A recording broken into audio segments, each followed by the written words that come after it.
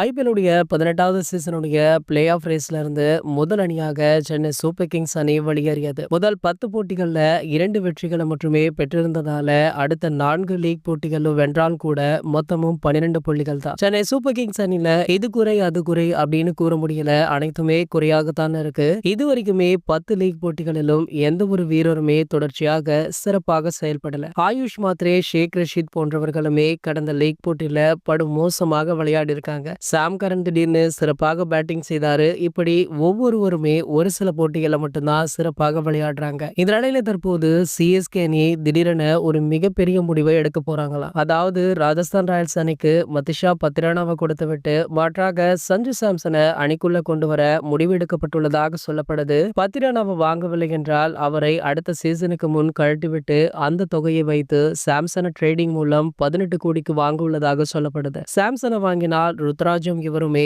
ஓபனர்களாக இருப்பாங்க. மேலும் தீபக் ஹூடா, விஜய் சங்கர், ராகுல் திரிபாதி ஆகியோரை நீக்கிவிட்டு மாற்றாக மினி ஏலத்துல இளம் வீரர்களை வாங்க முடிவு பண்ணிருக்காங்களா. சோ சாம்சன் அணிக்குள்ள வரும் பட்சத்துல இவர்தான் கேப்டனாக இருப்பார் அப்படின்னு சொல்லப்படுது. சோ அது மட்டும் இல்லாம சிஎஸ்கே அணி பலம் வாய்ந்த அணியாக மாறும் அப்படின்றதுமே எதிர்பார்க்கப்படுது. இது போன்ற கிரிக்கெட் செய்திகளை பத்தி நீங்க உடனே தெரிஞ்சுக்க நம்மளுடைய சேனலை மறக்காம சப்ஸ்கிரைப் பண்ணிக்கோங்க.